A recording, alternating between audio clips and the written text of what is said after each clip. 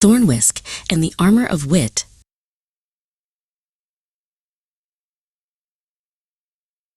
In a sun-dappled burrow beneath the roots of an ancient oak lived Thornwhisk.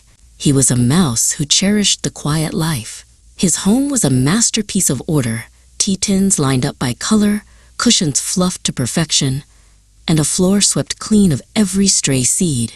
To Thornwhisk, a perfect day was one where nothing unexpected happened, and his whiskers remained perfectly dry. The peace was shattered by a rhythmic clanking that made Thornwhisk's tea set rattle. A heavy knock fell upon his round wooden door. Standing there was Sir Calin, a mouse knight clad in gleaming silver plate armor that looked far too heavy for a Tuesday evening. "Master Thornwhisk," Calin boomed, his voice echoing in the small hallway. "The kingdom of Moss Rock has fallen to the beast of the peak. We need a guide who knows the secret paths of the mountain." Thornwhisk did not want to go. He looked at his soft armchair and his warm fire. But Sir Orin, the second knight, stepped forward with a weary sigh. "Without you, our people have no home," Orin said.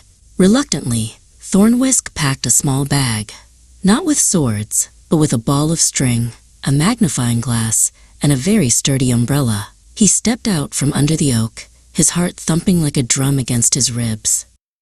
Their journey began in the Whispering Woods, a place where the trees seemed to lean in to steal your secrets.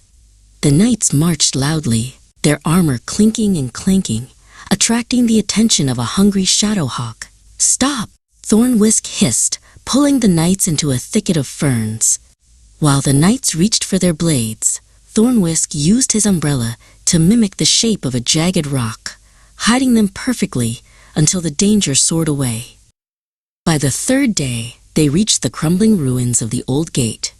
A massive stone door blocked the mountain pass, inscribed with a riddle that had no keyhole. Sir Orin tried to shoulder the door open, but the stone didn't budge. Thornwhisk stepped forward, using his magnifying glass to read the tiny moss-covered runes. "It doesn't ask for strength," Thornwhisk whispered.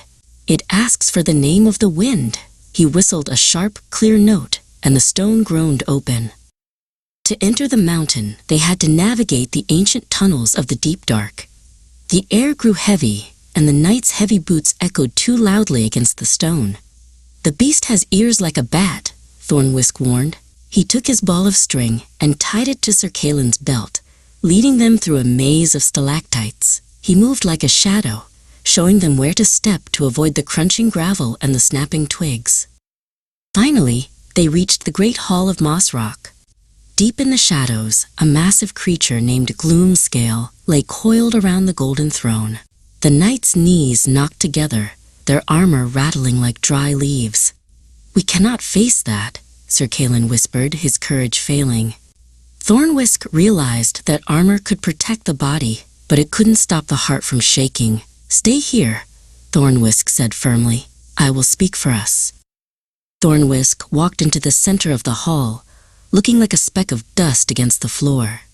Gloomscale uncoiled, a dragon-like beast with scales the color of midnight. A low growl shook the floor. "Why have you come, little snack?" the beast hissed. Thornwhisk didn't run. He sat down and opened his bag.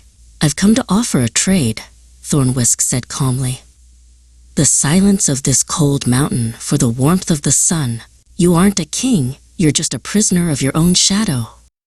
Thornwhisk spoke of the meadows and the open sky, reminding the beast of the world it had forgotten. Realizing its own loneliness, the beast let out a long, weary sigh and took flight, soaring out through the mountain's peak into the night.